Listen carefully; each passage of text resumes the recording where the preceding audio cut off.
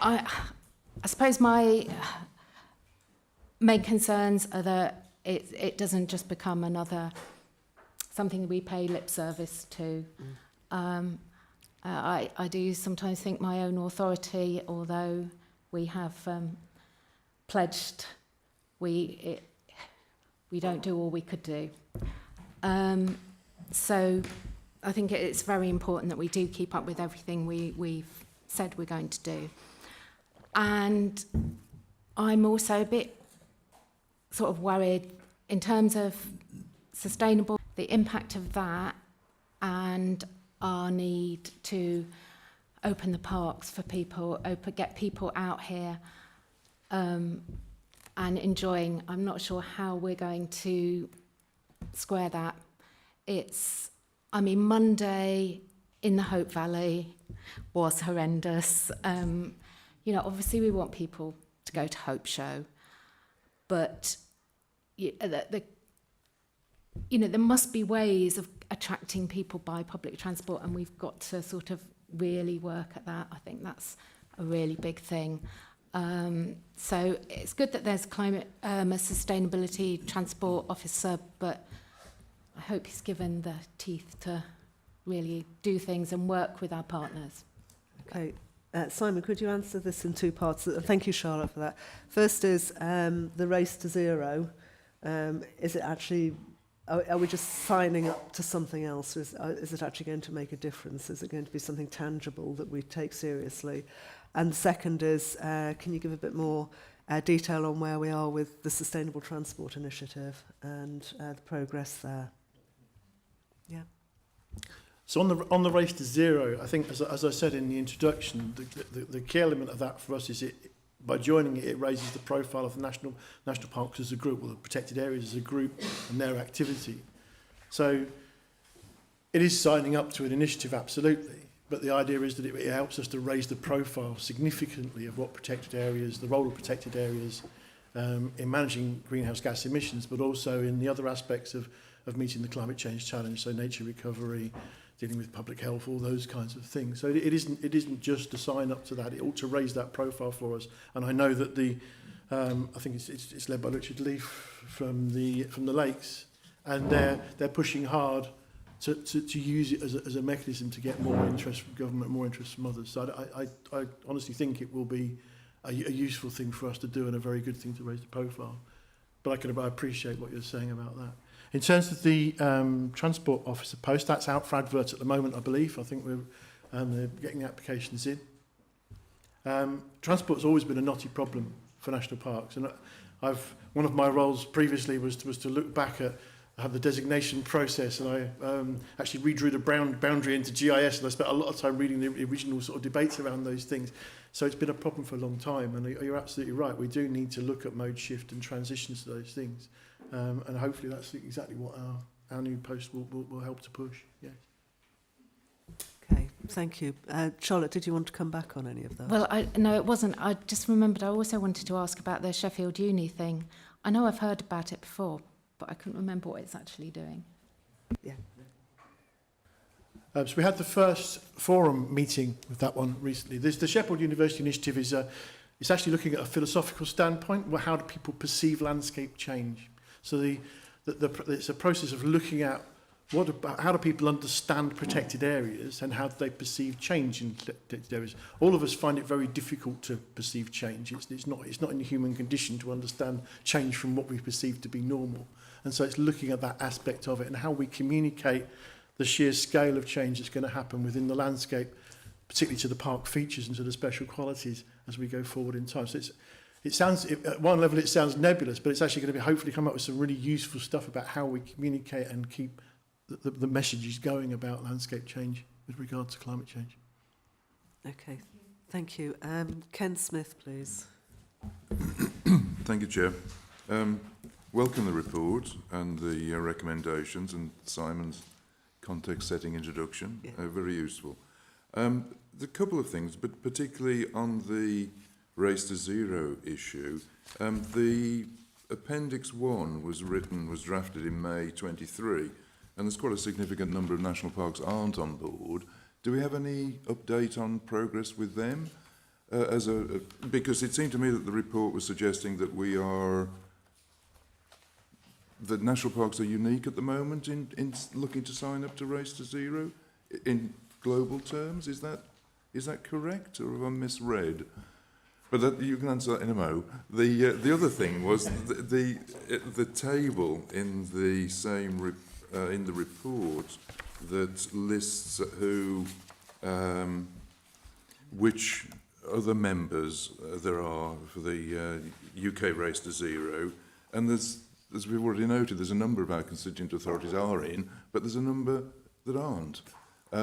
Do we know whether they're considering this, where they might be?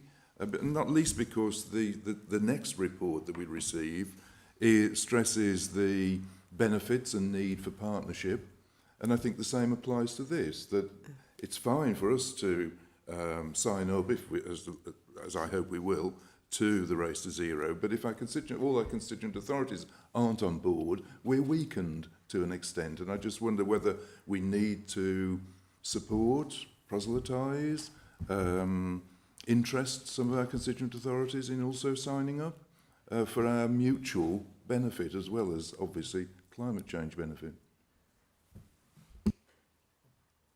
Yeah, thanks, Ken.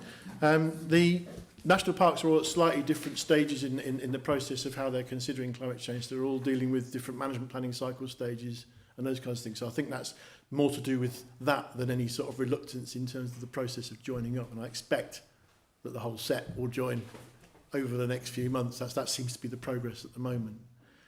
I think the list in the Race to Net Zero paper is historical. It's not been kept up to date, and I haven't had the capacity to kind of go and find out who's joined, and we knew at one stage that a couple of our local authorities had joined, and Janet actually pointed out a couple of extra ones this morning to me that had joined. So it's a rolling process. So I would anticipate that more and more people will pick up on this. And I think, again, as I said in my introduction, I think that the way we can push this out to our partners, because it isn't just about local authorities, it's about other businesses and various other things as well, is through the management plan process, and we can talk about the race to zero and the way it raises profiles and helps to bring together sort of single voices. I think that's the forum for us to do that, and certainly I imagine we will do that. Yeah. Thank you, Ken. And if any of our members who are members of constituent authorities know what their local authorities are doing, I think it'd be useful for Simon and the team to know that. James Beresford. Thank you, Chair. I mean, I certainly welcome the report, and it's great to see the progress that's been made since January. I guess this is the last time we'll see this report at this committee, because this sort of reporting will be through the management plan, won't it, in future? We will see the formal reporting at authority level. This is to look at the sort of detailed discussion, context, background, and feed into that.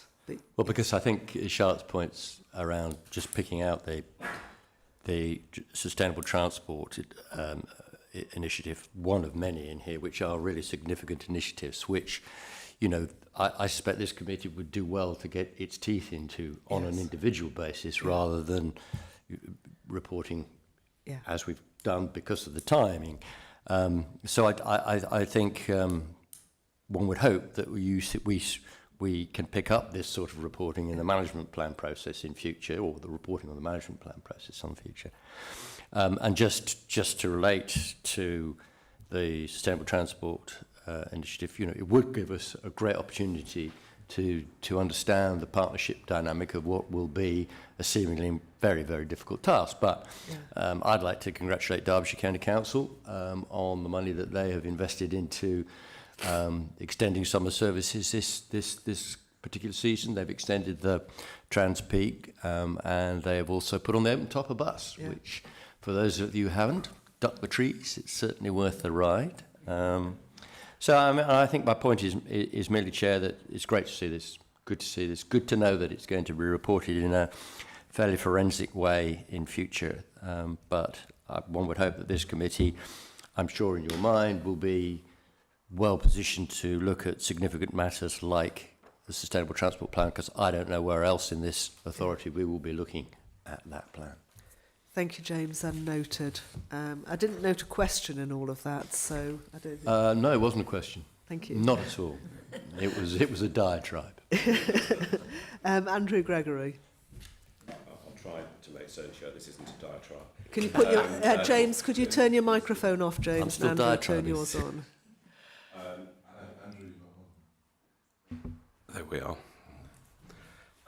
Just a few observations. I think really we've picked up most of the key points that have arisen from this. I mean, I think the first thing is, Chair, it's a really, really useful exercise for me, and certainly I think also for new members as well, just to sort of get their head around the authority's approach towards climate change. I mean, for me, one of the reasons why I wanted to come back on the authority board was because of the focus on climate change and the things that the authority could do to make a difference. And in fact, as I'm reading the report, actually it's great in one sense, but in another sense it makes me realise just what a massive, massive hill we've still got to climb.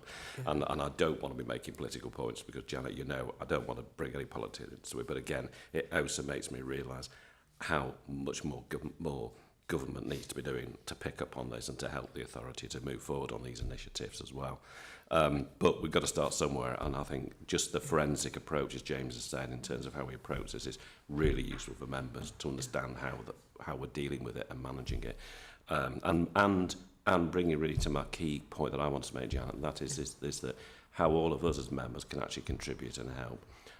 So I will take this back to Cheshire East and ask Cheshire East why they're not a member, because I noticed they're not they're on the list of this. And in fairness, it might well be that they are by now, but I will ask the question of them. The other thing which, and I think to some extent it picks up Charlotte's point, is that I had a meeting with Alistair Morley of the Derwent Valley Rail Partnership last Friday. Really helpful to sort of hear from him about the partnership and how it's doing its bit in terms of delivering on sustainable travel. And I think the thing that struck me is that it's really important to work with people like Alistair in terms and all the different parties that work with the partnership, just to try and make certain we're doing everything we can to try and work together to combat climate change and to pick up on the points about dealing with the transport. We know, by example, we had a really useful discussion about how the rail was cancelled from Derby to Nottingham. They fought through and they got that back now. Yeah. So it's bringing people in from that area of the country into the peak through the rail network rather than on the road. So I think all these are pieces of the jigsaw, Simon, that I think all work together, and it's useful for us all to know and understand and see how we can contribute to that. But again, I think my final point really was just on the actual race to zero, which is, let's hope this really is a significant development by the UN that is picked up by governments and local authorities, because it is a worry when you look at I turned to the page and looked, at the number of authorities and thinking, given the huge number of authorities in the UK, it's a relatively small number in the grand scheme of things. So let's hope it is picked up. But just, I suppose, again, it is turning into a diatribe. It's not a question, it's more some observations, but I'm fully supportive of this, and I found the report really useful, Chair. Okay, thank you. And would you like to move the report then, Andrew? With recommendations, thank you. Ruth, and then Andy.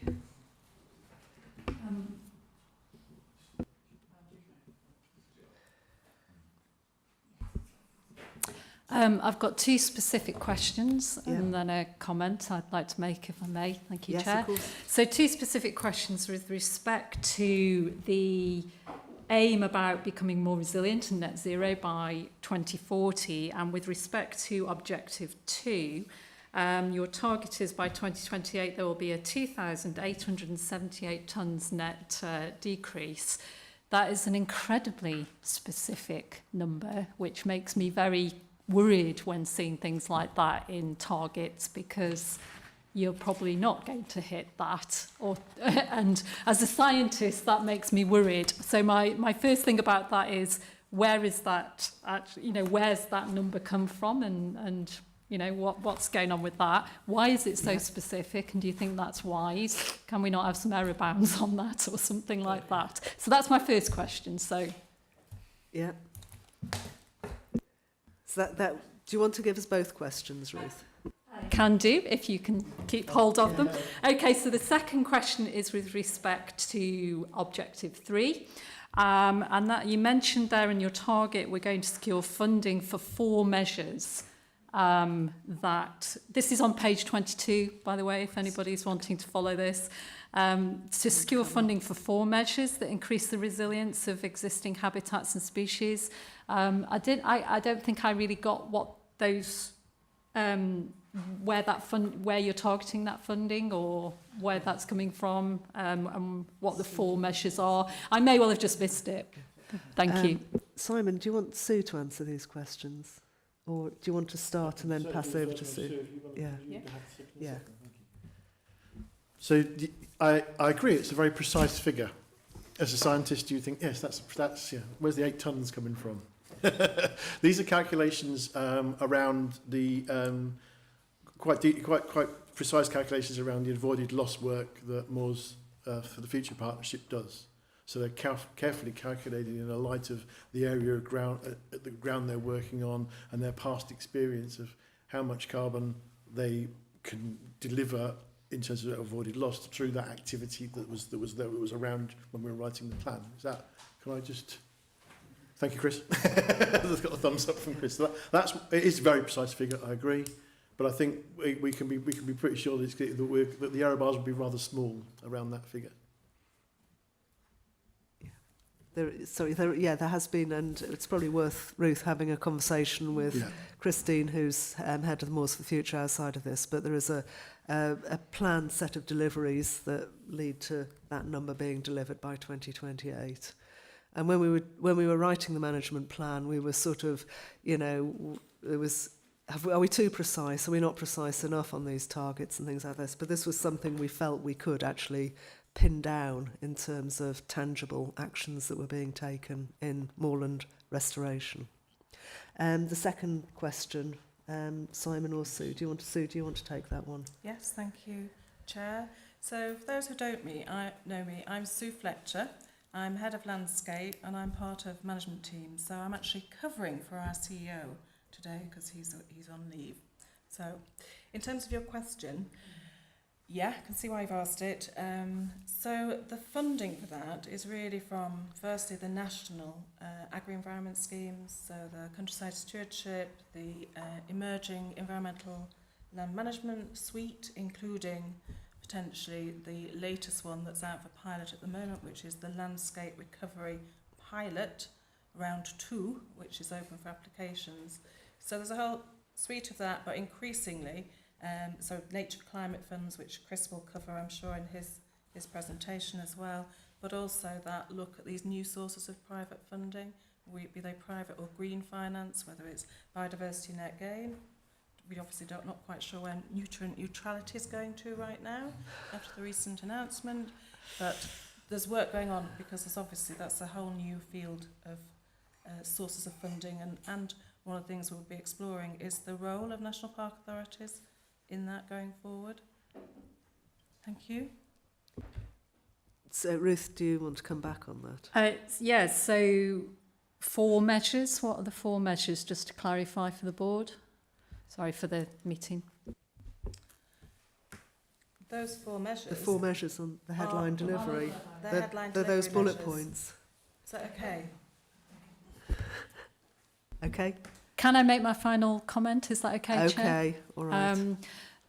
Yes, it was with respect to the authorities around us and whether they've set up to net zero, signed up to net zero as well, and the need for partnership working. With respect to, we obviously have a massive challenge in terms of reducing carbon emissions from transport into the park. And I can only really emphasise that's something we really do need to look at with our local authorities, because one of the few ways we may be able to do that is through things like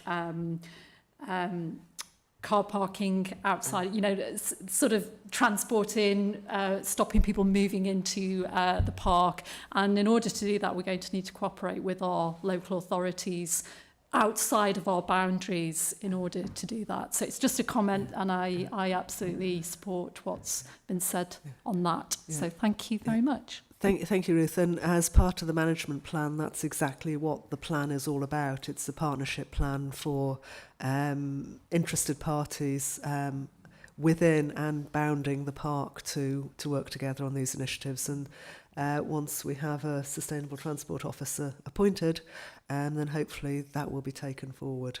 Andy Nash. Thank you. Looking forward to the reporting system coming in later in the year.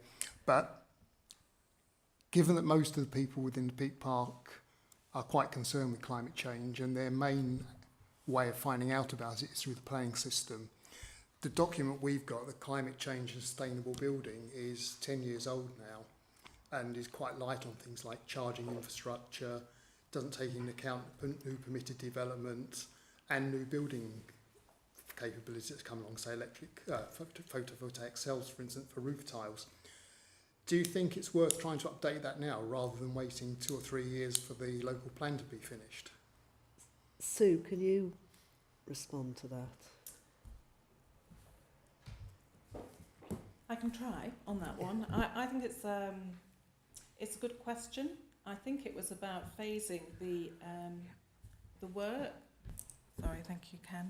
I think it's about phasing the work of the authority, and maybe at this point, following the organisational change process being completed, we may need to look and review within that new structure the priorities and where they are. So I think that's something we can take forward and consider. Yeah, thank you. I could add something. Yes, Simon, yes. We're also currently working through the scoping document for the sustainability appraisal for a local development framework.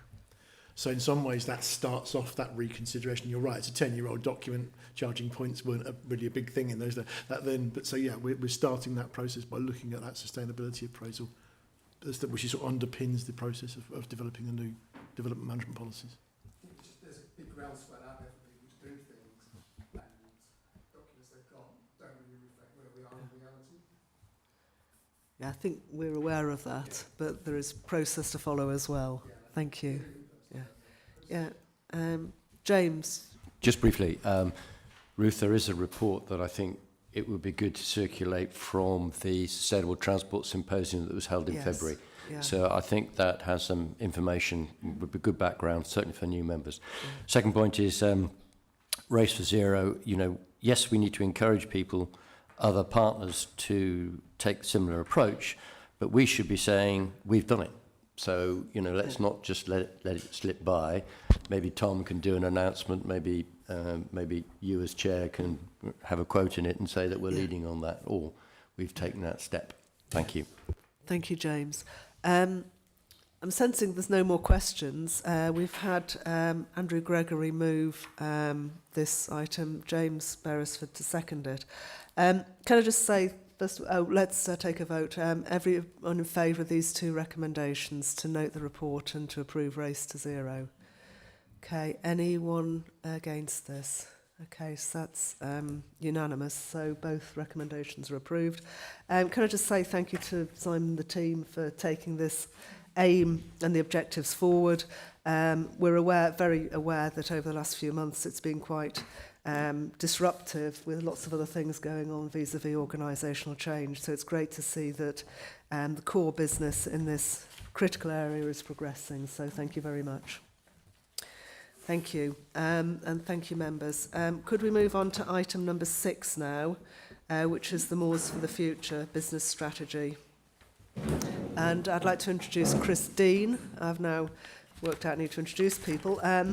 Chris is the Partnership Manager for Moors for the Future Partnership. So he's going to give us a brief introduction to Moors for the Future for many of the new members who are here, either new to the authority or new to P&R.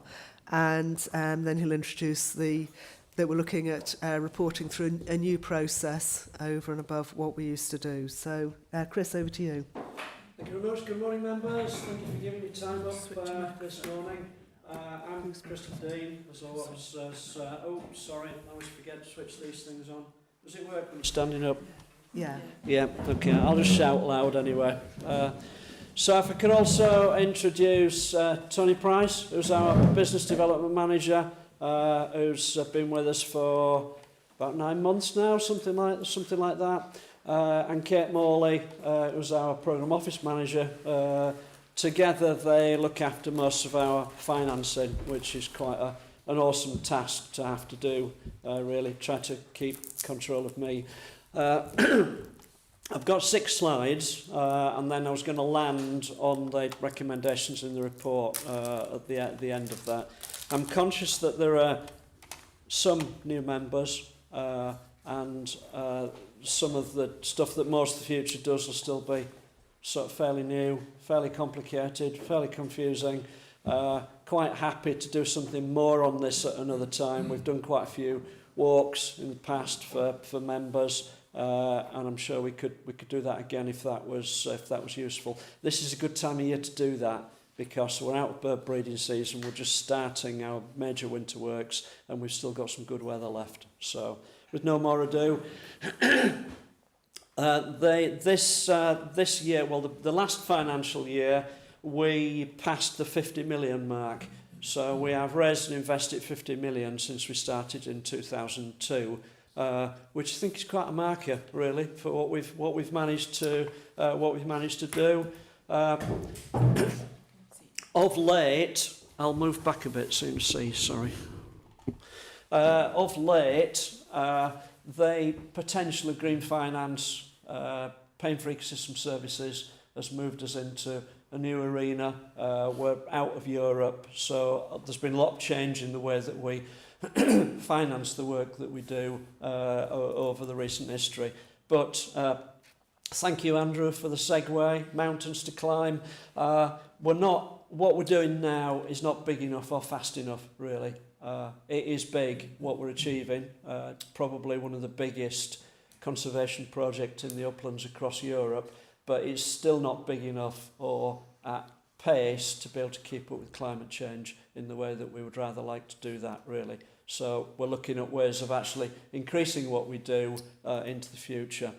So we have a mission and a set of objectives that are in our new business strategy, and our partners have recently re-agreed all of these and the way we are moving forward. So we occasionally stop and just check in with our partners to make sure that what we're planning to do still fits with what they require. We've done that, so this is still live.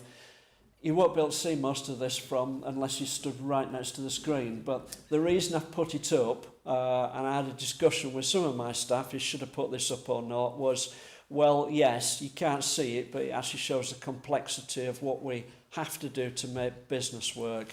Because this morning is about what we do to generate business rather than delivering it, really.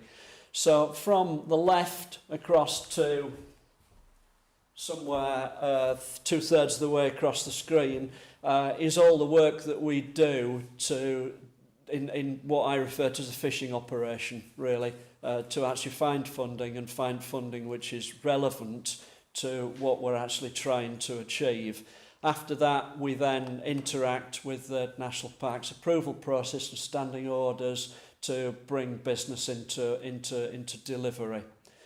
One thing I would like to point out, there's a significant investment in actually trying to make business work. We're very fortunate that ESME are funding Tony for a 4-year period to do business development work with us, which is fairly essential. The past piece of Nature for Climate bidding we've done cost us £25,000, 850 quid in staff wages to achieve that. We can't do that every day. We've got severe limits on the amount of resource we've got to do bidding activities. So we have to be really careful where we place our time. So there's lots of opportunities that we've missed, that we haven't gone for because they weren't quite as good as the opportunity that we have gone for. This is an issue for us that we're trying to resolve. So, 2 big things I'd like to put in front of you as far as business development is concerned. We are, at the moment, obsessed with carbon, climate change, all about carbon. for us, it's a secondary thing. Water is king as far as we're concerned, really, because our blanket bog environment is all about water. We forget it's a bog. And from a point of view of water resources for human drinking water, at the bottom end of the Pennines, really, really important. We've got about 55 drinking water reservoirs that are around the Dark Peak and South Pennines. Ofwat, other funding decisions that have come to bear, and the work that we've done with the water companies, we feel have put about 15 to 20 million on our table from 2025 to 2030. The other thing that we're trying to do is that the other big arena of work in the water environment is flood risk management.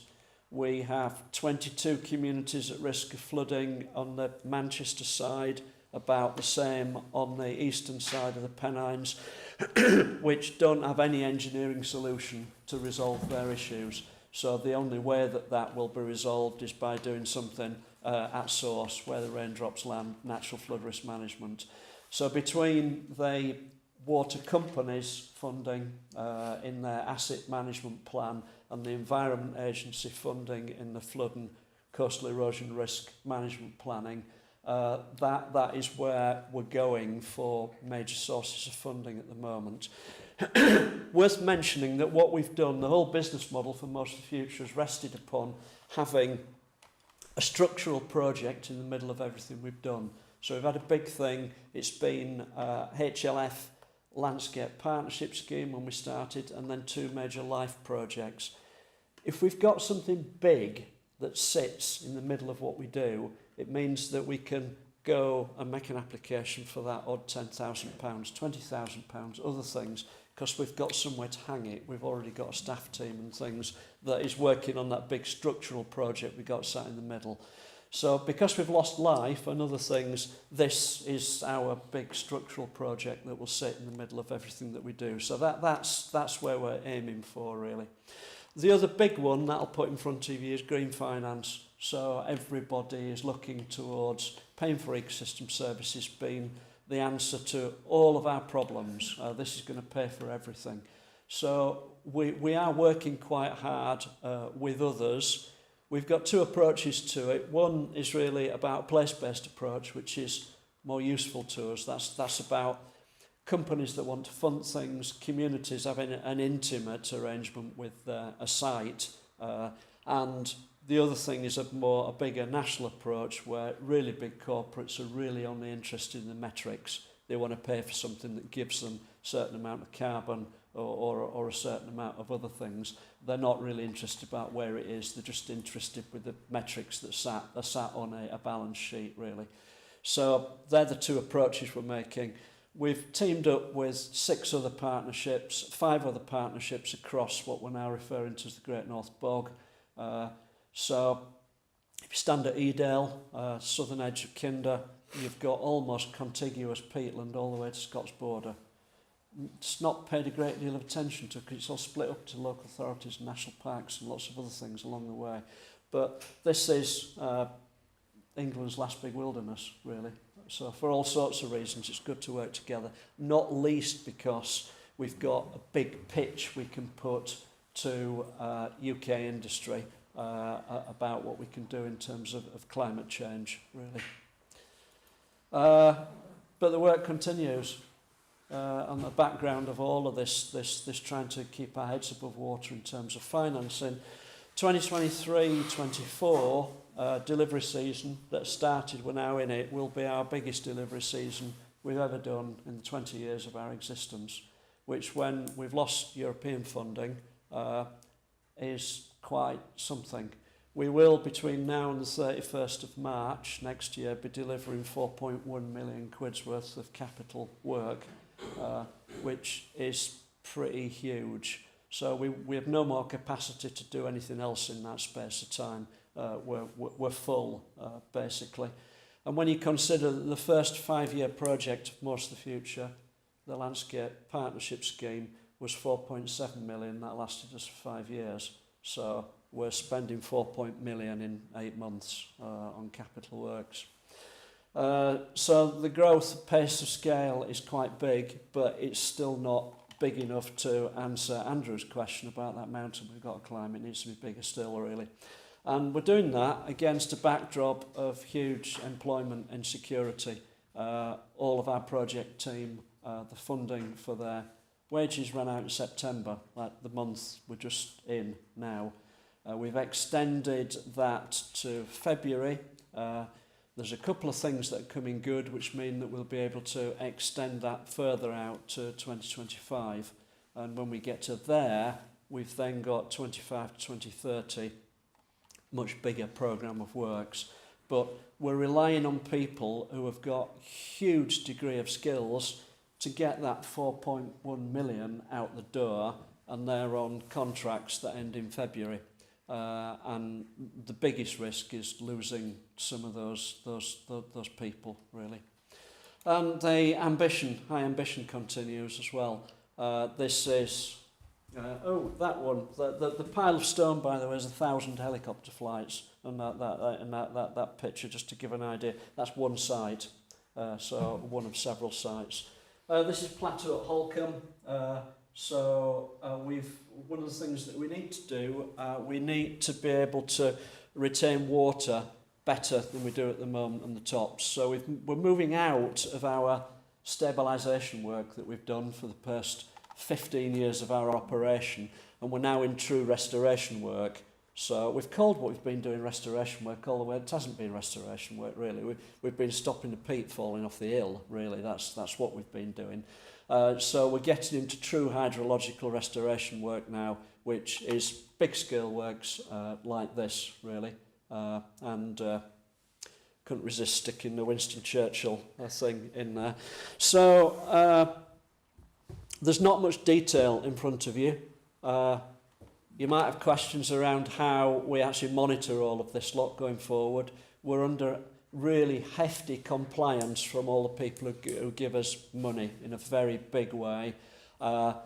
We report on the programme in with all the service planning that the other services in the National Park do. That gets reported once a year. We go to resource management meetings every month with a thing called a programme tracker, which Kate writes up and presents, which is how we doing, where's all the finance going, are we on track, is it all working? And I try and keep Ginny, our chair, and Janet up to speed with more of that detail as well, really.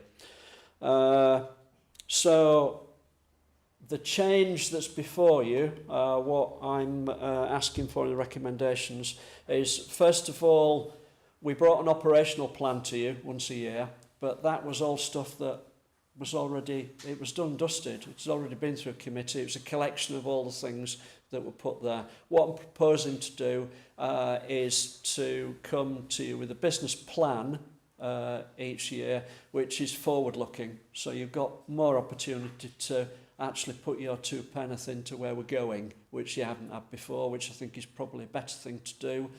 And we will, so the plan is to come to you once a year with the business plan.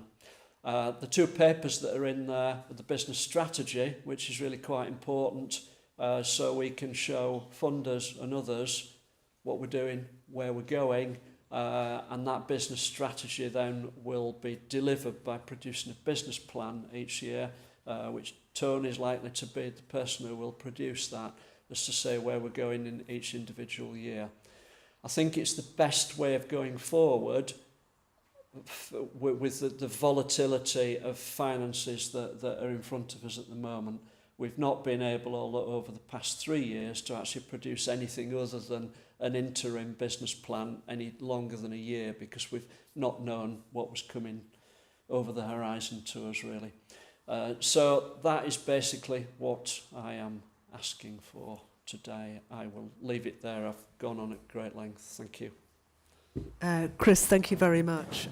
Just to reiterate the recommendations, the first is those of you who've been on programmes and resources for a while will know that we were receiving quite detailed operational plans with all sorts of graphs and data on them, but it was more of a sort of tactical set of reports. This is actually changing the process where we're going to be looking at a strategy, rolling strategy, but also a forward-looking business plan, although there will be plans to report on how things are going performance-wise as well through PNR and authority. So we're not going to lose that scrutiny of how Moors for the Future are performing at a high level to enable member scrutiny. But this is going to enable Moors for the Future to be able to be out there with a strategic message and to be able to collate and work more at a strategic level with partners to hopefully give longer term assurance to the organisation in the work it's doing, which is really taking off and becoming increasingly critical for us, even though it was critical 20 years ago. Ginny, I know I put you on the spot, but as the new chair of the Strategic Advisory Board for Moors for the Future, I know you attended the meeting with the various partners in Hathersage in early August where the strategy and these documents were discussed. Are there any observations you'd like to share with this committee before I open it to members for questions and comments? Yes, thank you, Chair. Yes, I'm new to Moors for the Future, and in the 2 months that I've been part of it, I've been very impressed by the way the team work in a very simple but effective way. It's quite a complex operation that they're looking at, and the funding, of course, is quite delicate for them to be managing, and I'm very, very impressed with the way that they actually do this. The meeting at the beginning of August was with all the strategic management boards, so there was members from the utility companies, the water companies, the environmental agency came as well. They were all very supportive of what was going on, and it was a meeting where Chris presented the draft business strategy, so that people could have an input into it, and it was well received. So I would recommend it to you. Thank you very much, Jenny. Can I open it to members of the committee? Andrew Gregory. Chris, thanks for this. I mean, I have to say, having been on the authority for 4 years, I think today I've really properly and fully understood just exactly what Moors for the Future does and the amazing amounts of work it's doing. So thank you for the report, which is really, really helpful. My only question was, in my role as trustee of the Peak Foundation, Peak District Foundation, we've obviously got 3 new members of that team now to take the foundation forward. I just wondered, is there anything that the foundation can do here to provide, whether it's in the messaging, whether it's in specific fundraising? I'm conscious there's a need to be careful not to start sending mixed messages out there, given what you've said about the way in which you're raising funds. But we've got a trustee meeting coming up in November. It's just useful for James and I as trustees, I think, just to know and sort of understand from the authority where you think the foundation may be able to assist the Moors for the Future going forward.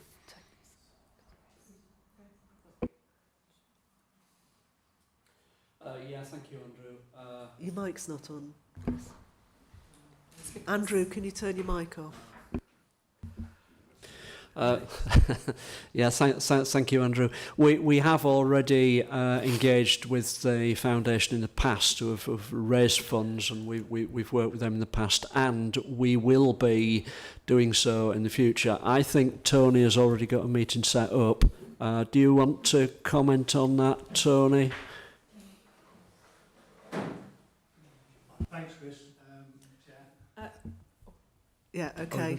Thanks, Mike's Chris. on Chair. there. Just Just for an update, I'll stand up. I don't normally need a microphone, being an ex-regimental sergeant major, so I'm sure you can hear me. Yeah, I've already had a meeting with Rasheen and Hayley and Faye, and we set up a meeting. Rasheen's produced an agenda at my request, and we've set up a meeting with Chris and the programme team for September the 6th to do exactly as you've asked, so we can be collaborative, we can work together going forward, and that we ensure the foundation are looking for funding that where we need them to look to it for us. Certain organisations that I work with and where I'm focused, because as you've seen with Chris, we've not had a problem raising 50 million. We know how to do grants, we know how to get government money, we know how to get that funding. Where I'm focused is with the private sector. That's my background. So business founder, business owner, worked in large corporates. So you know, we're actively engaging with the private sector now, and that most of those organisations within the private sector need a charitable trust or a foundation to put that money into, so they can claim the tax back. So yeah, you know, the foundation will be massively useful to us now that they're set up and running and good to go again, and we can also reciprocate to them where I find funding that's not suitable for Moors, and I do, and there's lots of reasons why. I can ensure that that goes back through the foundation and into the wider park and supports the wider park benefits. So I think we're on that already. Thank you. Yeah. Thank you, Tony. Thank you, Andrew. Charlotte Farrell.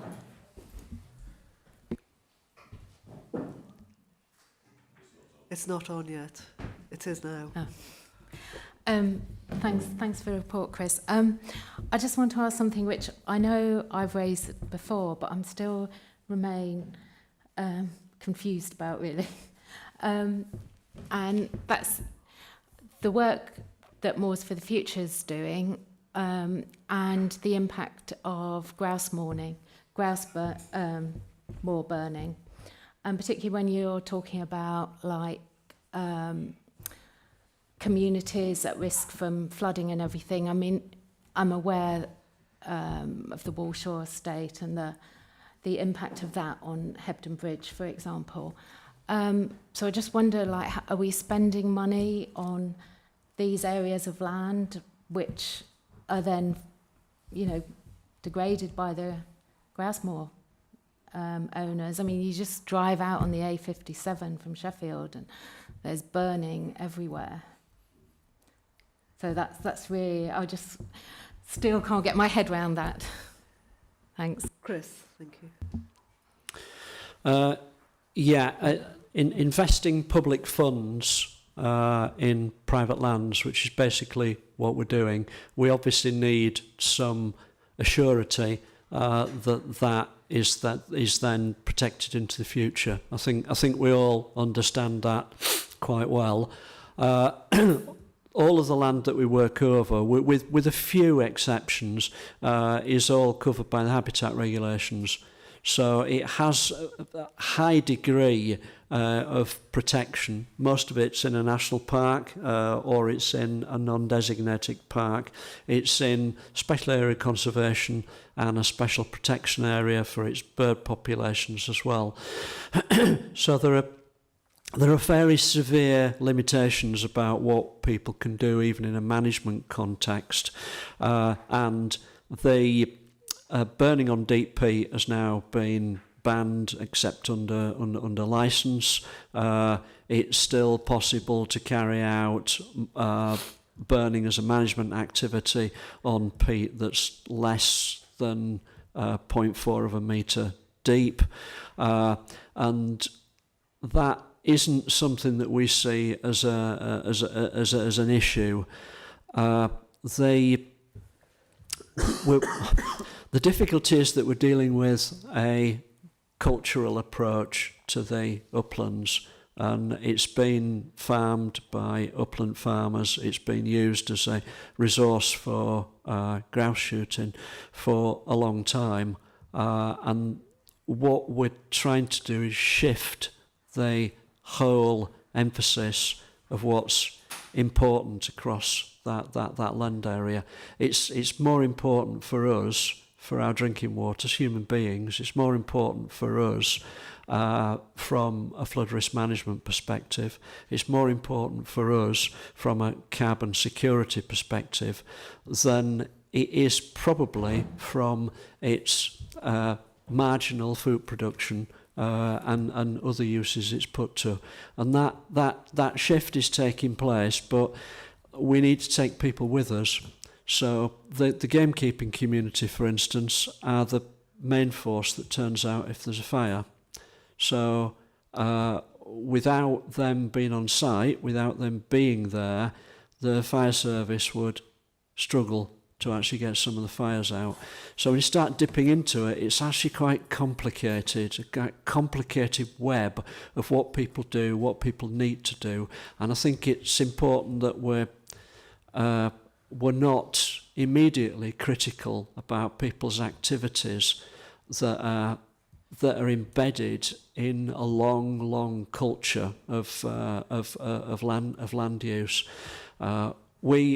We work with the moorland owning community, the grouse community. We work with the upland farming community.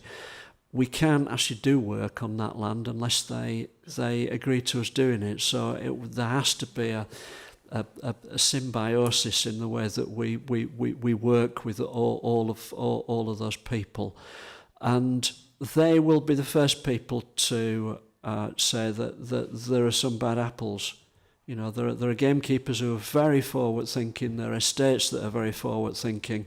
There are some that are not, but things are gradually moving in the right direction. I don't have any particular concerns about the investment of our work in the land areas that we invest in. We wouldn't do it otherwise. It's public funds. Thank you, Chris. James Beresford. Thank you, Chair. I'd like to move the recommendations because I think this is absolutely the right direction for reporting to this authority. As Andrew has said, it provides clarity in a concise manner, which I think is what we need. Operational detail is fascinating, but it is also confusing.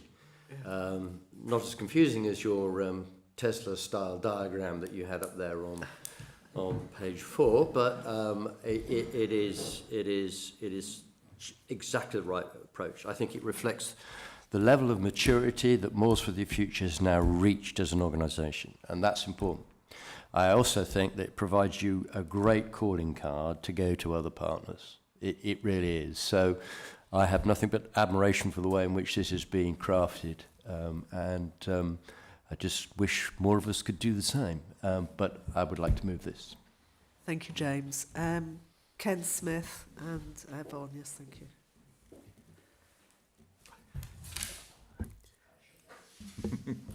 Just stemming the diatribe. Yeah, James has said many of the things I would have liked to say, but more eloquently, and I'll certainly second the recommendations. But I did want to both support and praise Chris and his team for the report and the way it outlines the activities over the decades. Congratulations on the 20th birthday. I can remember 2003 as well. But I think it also underlines some of the issues, things like the reliance, and I think quite rightly, the reliance on the authority for cash flow issues. I think we mustn't lose sight of the partnership there is between Moors for the Future and the National Park Authority, as well as with the other organisations that engage and provide funding and other resources and support. Excuse me. It's that partnership which is so important for the maintenance and conservation of our upland landscapes, and I'm pleased to see us moving into conservation, hydrological conservation, as well as the work that's been achieved in stopping the peat falling off the hill.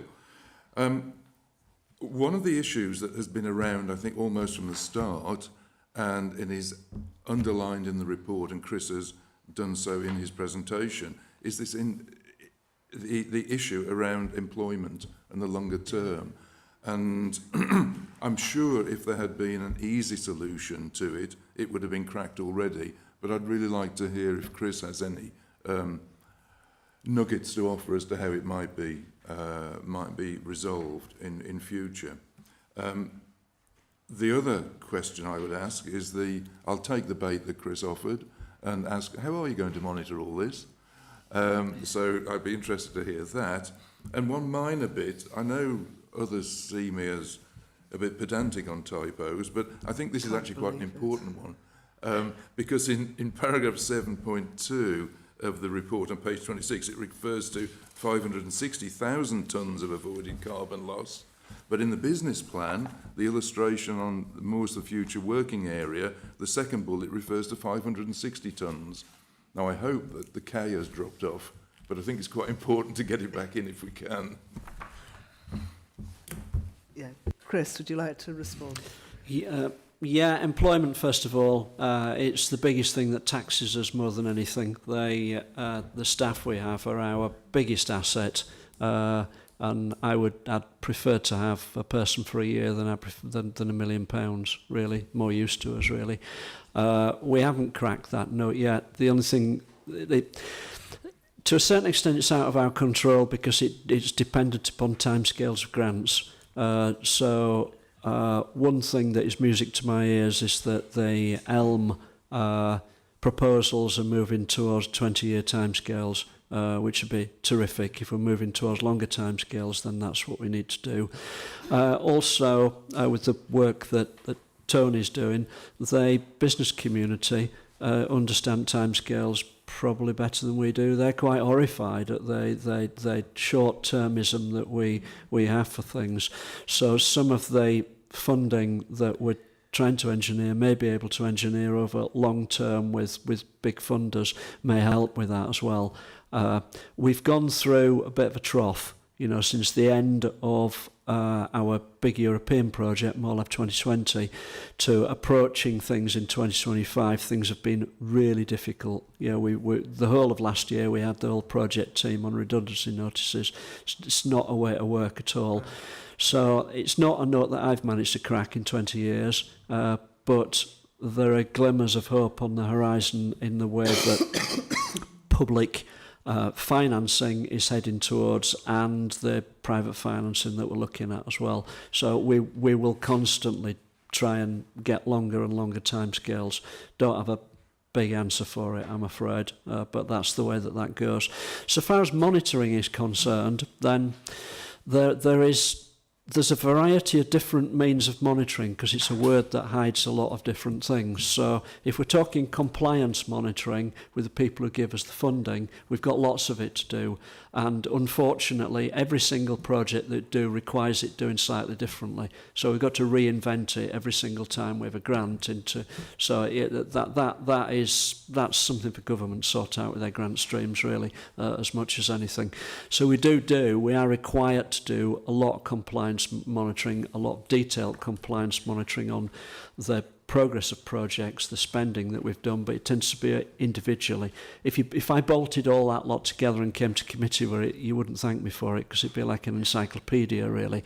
There's also more important monitoring for us, where we're actually monitoring the success into the environment. So we've managed to stitch together different grant streams to keep vegetation monitoring going now since about 2004, and we've been monitoring dip wells, which monitor where the water table is, since about 2006. Nobody throughout the country has actually got data sets that as long as that in terms of restoration. So that is really useful as well. Tony might have something to say about monitoring as well, because it's important for all our business partners that we're encouraging to put money in as well. Mike. Thanks, Chris. Just to expand on that a little bit as well, we are bringing in private sector organisations at the moment. I've probably got 3 now, large UK-based organisations who are going to fund our science and monitoring team directly to carry on that science and monitoring, because that's one of the issues that we have through grant funding. It's only available for capital works. So an organisation, I'll tell you, a typical organisation, Ross Engineering, RSE, They provide chemical filtration plants for all the water companies in the UK. They're a Scottish-based company, but they work in the UK. They want to get away from chemicals. They're working with the water companies to do more higher up in the catchment area, and they have said they've come to us, or I've managed to persuade them to come to us, and they're going to provide regular recurring revenue to fund our science and monitoring. Excellent. And just on the employment bit as well, one of the other tasks that Chris has given me is, I might use the wrong terminology, so forgive me, I keep getting told off for this, but it's to attract unrestricted funding. And by unrestricted funding, I mean funding that's not tied to a project. And Kate and I have sort of got a plan, and it's in the business plan, the $500,000 I think I put in this year for unrestricted funding, is to get to a stage where we've got a year's worth of salary in our reserve, which enables us to give some confidence and some stability to the team, and also allows us to be a little bit more flexible about what we choose to do. So we might, so we don't have to lurch from grant to grant. We can say, well, actually, we don't want to do that. What we want to do is take a step back and look at this problem, because this is the one that really needs fixing, I think. So, thank you. Thanks, Tony. And the final question about the typo. The typo, yeah, there's one of the reasons why I've asked for making de minimis sort of changes to it is to take care of some of those. The font all the way through is in about 3 different types. The map is not in a finished state yet, and I'm not surprised if there are some figures that are slightly out as well. They've come out different reports. So my apologies for that. We are incidentally we're in a fortunate position where DEFRA have actually now decided what they think a hectare of peatland restoration, if it's degraded or if it's modified, means in terms of carbon security, avoided loss. So that's why we've ended up with detailed figures, because DEFRA have put a formula in place which is really useful. So we just use that formula. So we just multiply the numbers of hectares that we're doing work over by their formula, and that shoots a figure out at the end of it which says the avoided loss that we're creating is X. And that's why it appears to be quite detailed, when it probably isn't to the kilogram, to be honest, but that's the way that their formula is set up. Thanks, Chris. Yvonne. Thanks, Chair. Chris, thank you and team for the very hard work that you're doing in terms of, all that you do. And for me, it's a very detailed report. It gives me a better understanding of what you do. And I view it that the most for the future, for me to understand it, there's a theory and a practical. So for me, it's reading about the report, talking to staff, but going on the tour that you did last year. Was it last year? Bleaklow. It's 2 years ago. 2 years ago, It was fantastic, yeah. That was the most poignant time for me to understand the work that you do out there. And I would highly recommend that tour to members who have not done it before, because it gives you an idea of what is out there, the detail of what they do, and an opportunity to ask questions to staff. And that was really good that I did.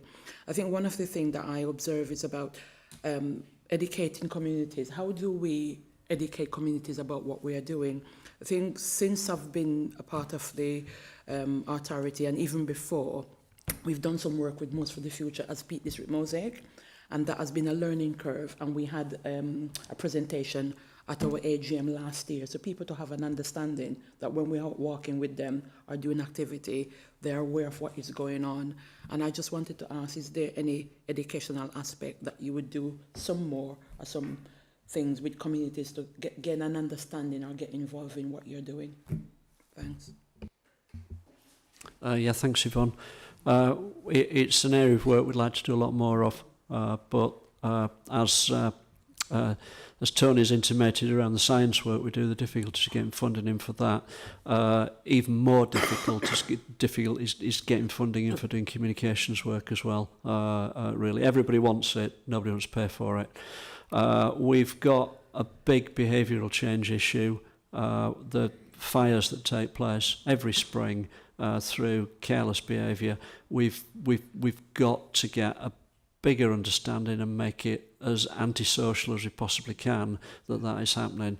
And here's an approach like the seatbelts campaign, really, into the use of disposable barbecues and things. So just from the point of view of protecting the landscape, we need to do more communication work than we're doing now, but also general awareness raising as well. We've got our Bogtastic van, which we've managed to keep funded beyond the end of the life programme. It's been out all of this summer in various places. It was at Hope Show last bank holiday. So we've managed to hang on to staff that are doing our communications work. We'd like to do more.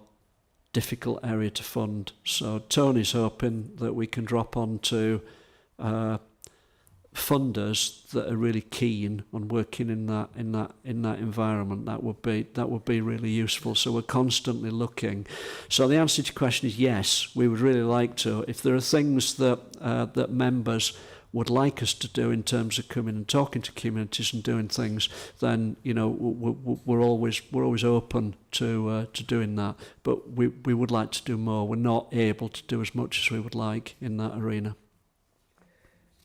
Thank you, Chris. I've run out of people who wanted to ask questions or make comments, and I've had a mover and a seconder for these three recommendations. So, all in favour? Anybody against? It doesn't look like it, unanimously. So, Chris, thank you ever so much for this report. It really is helpful to move you and us into a more strategic understanding of what Moors for the Future does. And we look forward to updates and going from success to success. And I think amongst the membership, there's huge groundswell of support for you as well. So thank you very much. Thank you, members. Thank you. Okay, item 7 is a gremlin item, so we're going to excise that from the agenda. It shouldn't be there, and we'll make item 8 item 7, which is a draft motion to move to exempt information. So could I have a mover to move? Thank you, James, and Andrew to second. Thank you very much. So we'll move away from the public element of the meeting.